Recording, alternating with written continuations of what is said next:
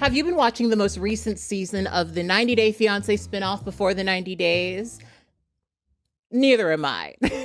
But I am watching a lot of commentary videos about the new season, which has taken the place of me actually watching the show.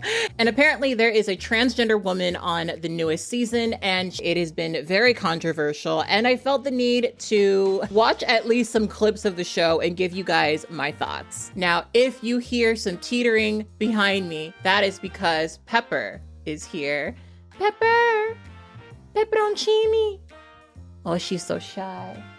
Oh, there she go. Hi, Pepper. Do you want to say hello to everybody?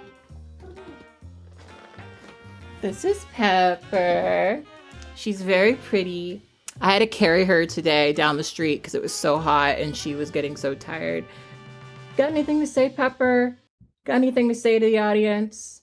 Damn, even on camera, she is so shy. So anyway, I'm gonna watch some clips of the couple whose name I believe is Cleo and Christian and give you guys my thoughts, because to my understanding, a common theme is that she is insecure about Christian actually being attracted to her. And as a trans woman who only dates men, I've been there. And so I wanted to watch this and talk about the representation of it and also talk about some of the things that come up while I watch these videos. Also, I'm going to read the comments because I already know that there's probably people who are being really ignorant about this. I'm kind of interested in this because I haven't seen too many examples in our media of men who date transgender women, especially in this context where, from what I can piece together, they're still figuring out their relationship. They're still not 100% about it, because I've been in a lot of relationships like that. And I will say the frustrating part about a lot of conversations around transgender romance and dating is that a lot of people only imagine trans women as these either very tragic figures who are unloved and unattractive to everyone, or these people with a sick fetish, right? Like, there's not a lot of humanization in our media of transgender women, or especially the men who date them. And even though 90 Day Fiance is reality TV, and everyone who watches the 90 Day Fiance gossip pages knows that not all of it is real, there is a certain degree of reality to every couple. And I'm curious to see how they handled this. We've seen them do gay couples. We've seen them do lesbian couples. We've seen them do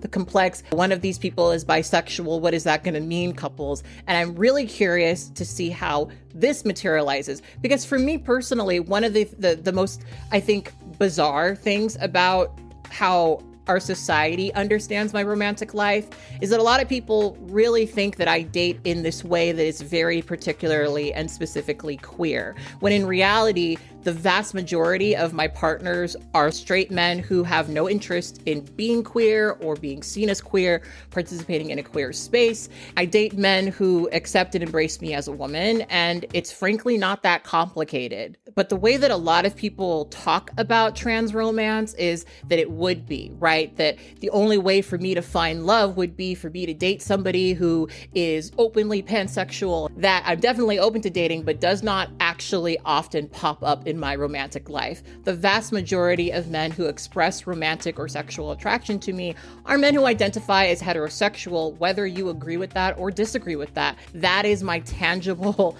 functional reality, that I'm very rarely pursued by a man who doesn't identify as straight. So I'm interested to see how this all falls. I'm only going to be watching these 3 clips. You guys will have to let me know if I should go and watch the entire show. But for now, this is a clip from Entertainment Tonight page called 90 Day Fiance. Watch Cleo and Christian's awkward first meeting exclusive. Let's see how the cookie crumbles. Okay, editing Catherine here. So I wanted to avoid copyright because my past few videos have been called out for copyright. So I am going to be describing these scenes instead of showing you my exact reaction to these scenes. Really apologize about that, but I think what I have to say is probably more important than, seeing the entire scenes. But I will link them in the description box below. So in this first clip, Christian and Chloe finally meet at the airport, and it seems like they are mutually attracted to each other, and they give each other a nice little kiss. Chloe is really nervous because she's taller than him. And that is definitely something that I understand as somebody who is 5'10". There have been times where I've gone on dates with men, or I've had a first meeting with a man where they are not used to dating trans women, and they're very used to dating a particular type of cis woman. And there are aspects of me that causes them pause, and height is one of them. I am 5'10". I know for some reason people think I'm shorter than that. I am 5'10". And frankly, the kind of men that I'm interested in are not intimidated by my height, but I've definitely had men in the past come up to me and see how tall I am and drive away. Like, I kid you not. And the thing about it is that's something that can obviously feel like they are looking at you as a masculine person or as a man, because typically men are tall, women are short. That is the stereotype, even though there are plenty of women who are over 5'10". And as a trans woman, you can feel this degree of paranoia about how they feel about it, because a lot of men, they really do want to date a trans girl who passes, right? A trans girl who fits into what their conception of femininity is, right? And often that is the thing that's in the back of the mind, right?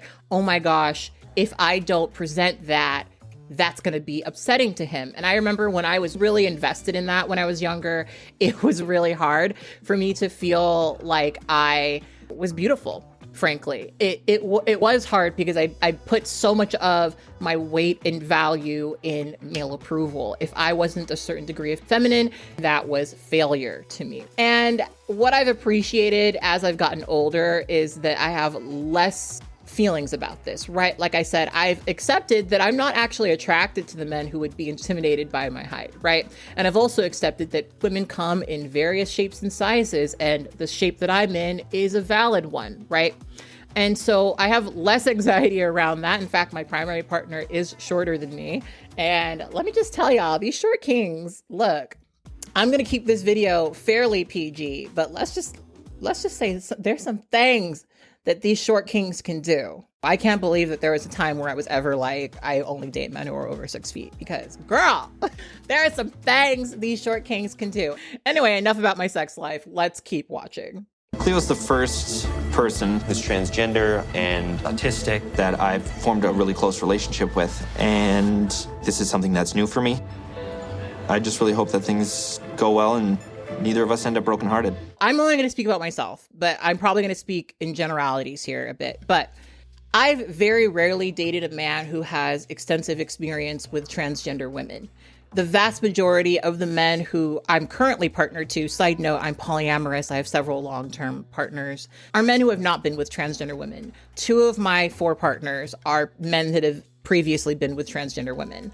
The 2 that I see the most frequently, have the most connection to, and spend the most time with are men who identify as heterosexual, whom I was their first trans partner.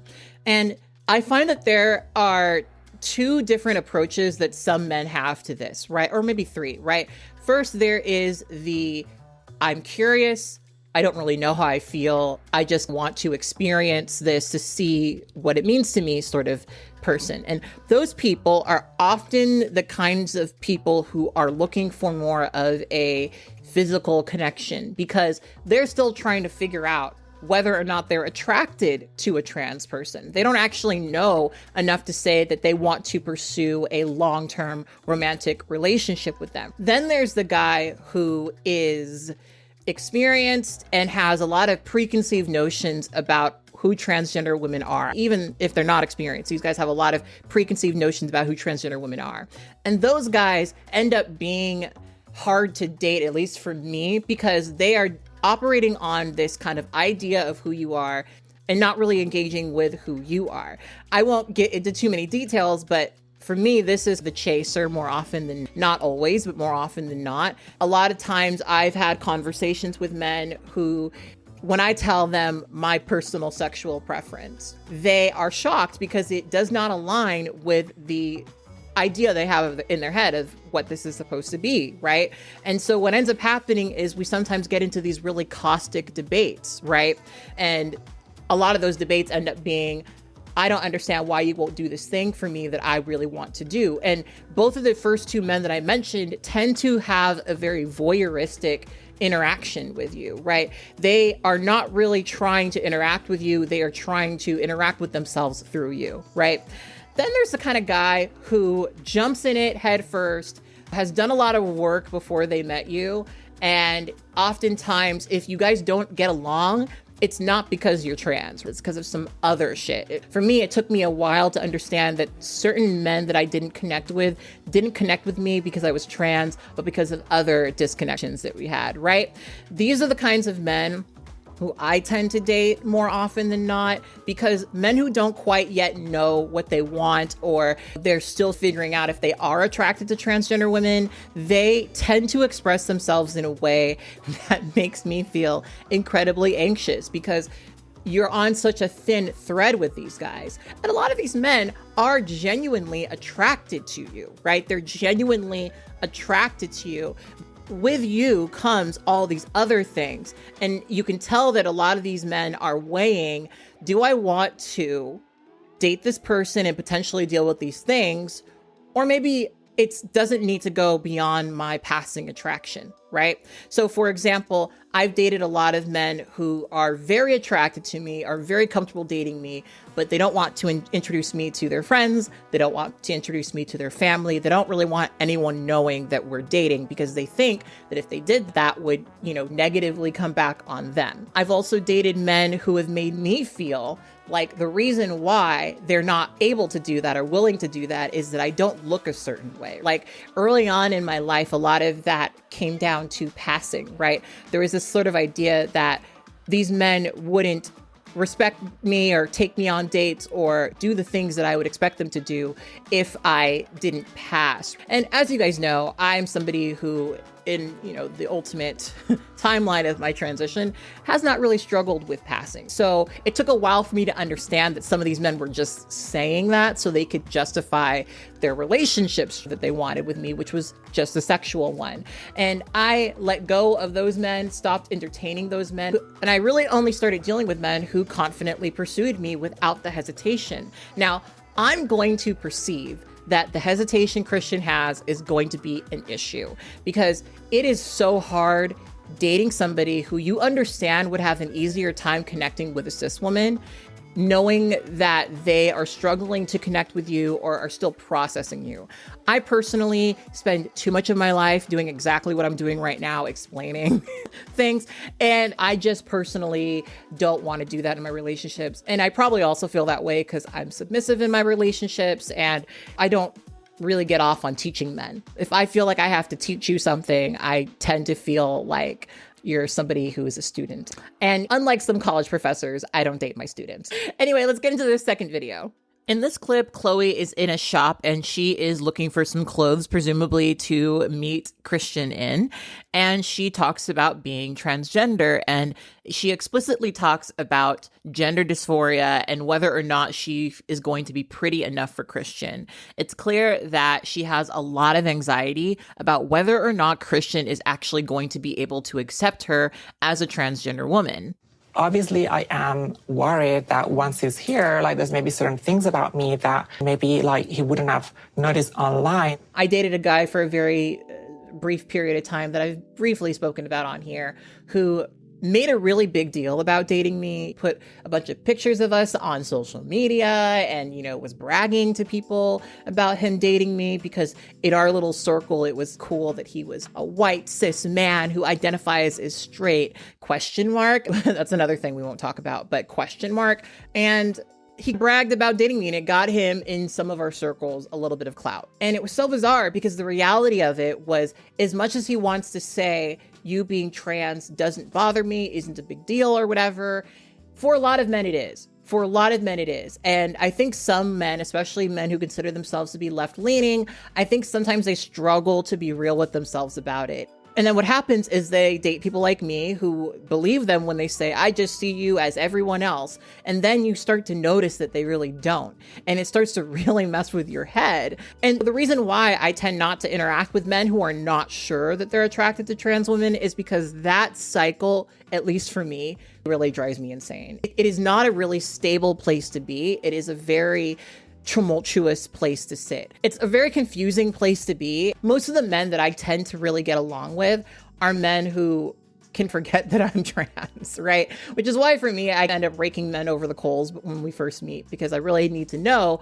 are you the kind of guy who feels that way? Because for some men, you being transgender is such an issue that it's all they can think about. And it's the primary thing on their mind. And that really prevents them from realizing that they can date me the way that they would date everyone else. The vast majority of trans people, regardless of what your sexuality ends up being, really don't want to be treated as a very unique and special person because they're trans, right? At least romantically. Like, sure, there are some people who enjoy that there are people who project these ideas about trans women or trans men and non-binary folks, whatever, onto them. Yeah, some people get off on that, but most of us just want you to date us the way you would date every other person that you've dated. Like, that's enough. But there's some men who really psych themselves out. And ultimately what they end up doing is putting a trans woman in a position where they don't really know. And I want to have a little bit of space and sympathy for that. But at the same time, I know I don't have the personal patience for it. So anyway, we're going to read some comments. Okay, so the top comment on this video says, the other guy seems to be all about partying and I think wants to fulfill some fantasies here. Cleo is a real person with a lot of insecurities and is not a fetish. I think this will end in tears, sadly, as he pressures her to get what he wants and she cannot fulfill it. So I don't know, because obviously I've not watched the actual show.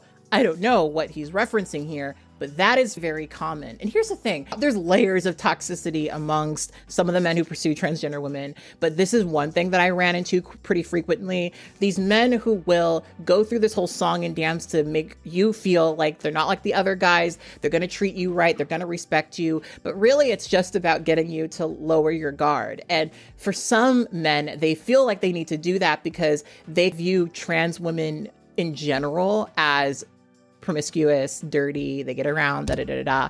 And some of these men prefer trans women who aren't like that, who would require them to say those sorts of things to them, even if their interest is just a passing, fleeting curiosity.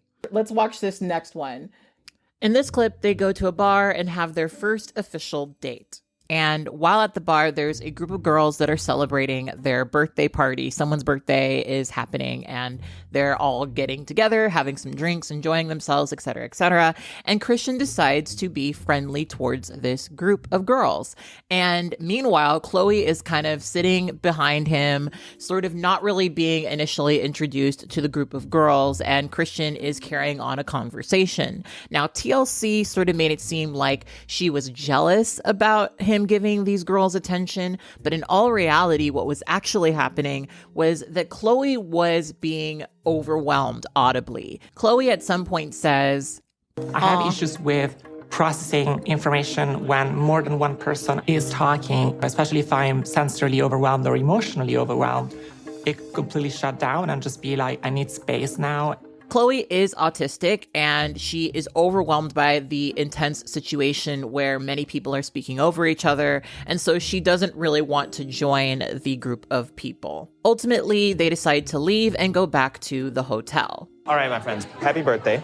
Thank you. Have a good night, ladies. I'm pretty annoyed that this video is labeled 90 Day Fiance Before the 90 Days. Cleo upset over Christian's flirting. Because what does she say over and over and over and over again throughout this video? She's overwhelmed, right? She's currently overwhelmed. Now, I'm going to share a story. If you guys followed my side channel, I made a whole video series about this because this was something that I'm growing in my understanding of. I'm still learning to understand autistic people. And one of the things that I saw in front of me was a person dealing with being overwhelmed by audio. So I have thrown a couple of events in Los Angeles, and one of the women who helps me throw those events sometimes, and she prefers doing that because she wants to clean in silence. She does not like the loud noises of the party that usually happen, right? And we were setting up a balloon arc. I don't know if you've ever done that. It is one of the most annoying things ever, would not suggest. But if you've ever done that, you got to blow it up, you got to tie the balloons, and you got to put them on. And through the process, several of the balloons were popping, right?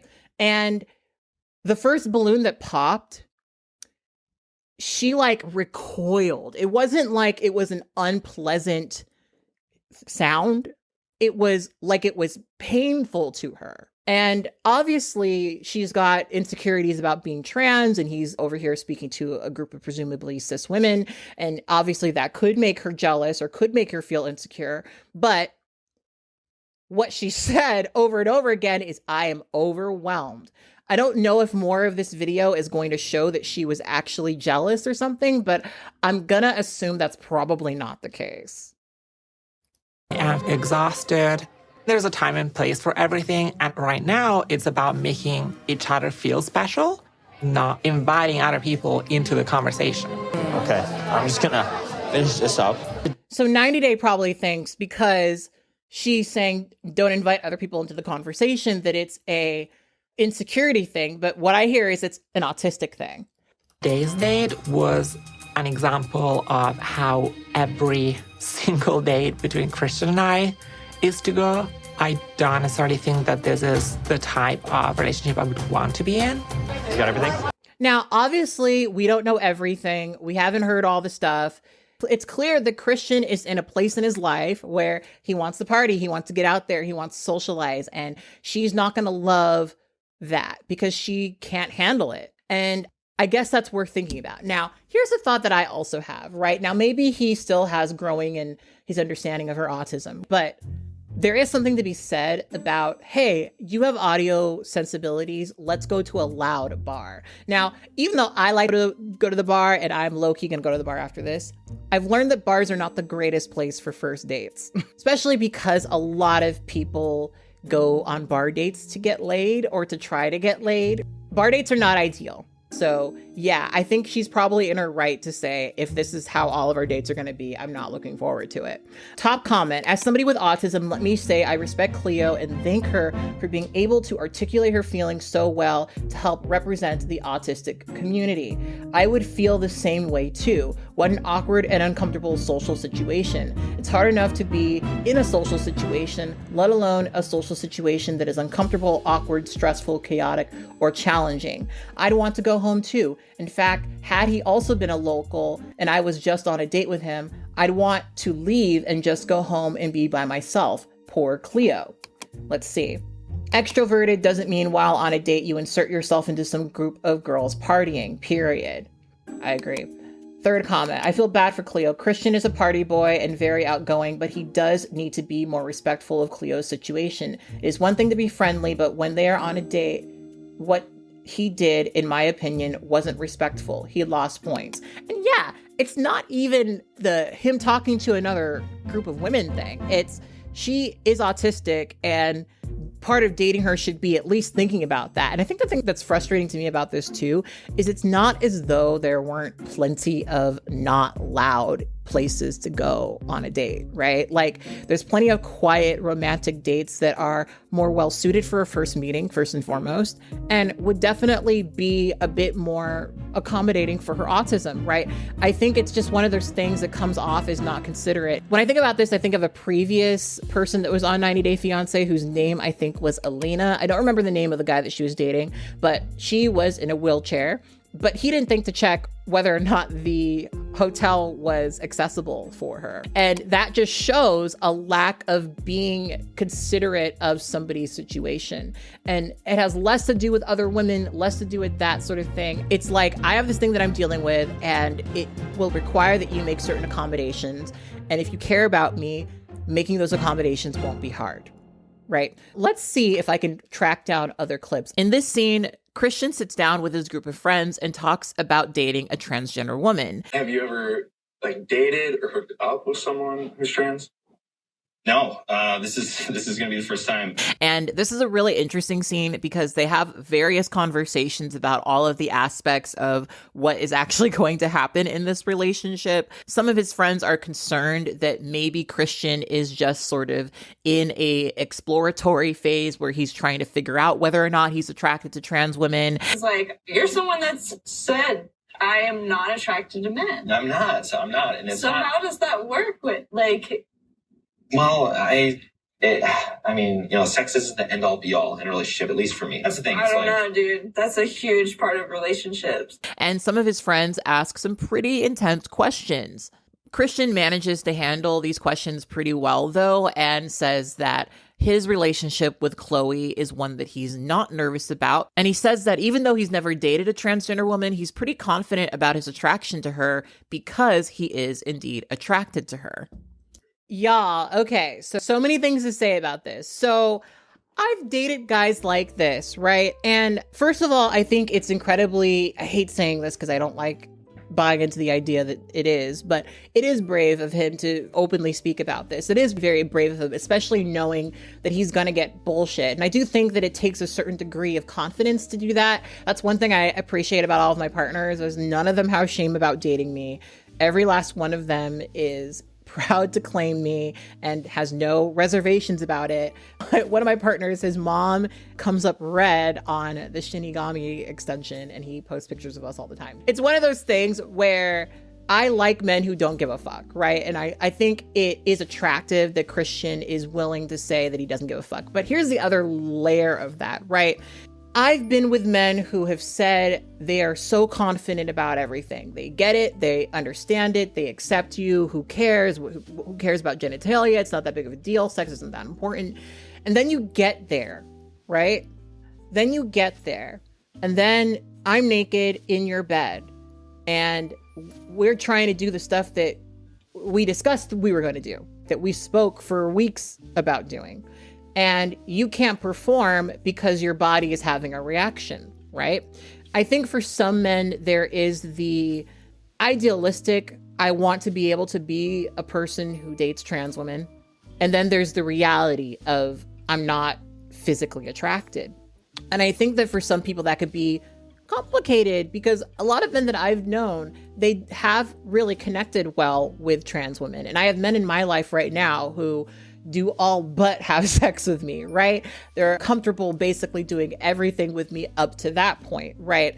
And I do find that quite odd, but that's how I think some people's sexuality functions. And I think you don't have to want to have sex with somebody to say that you're attracted to them. But I know for me as a trans woman, being in a position where you are vulnerable in that way, right?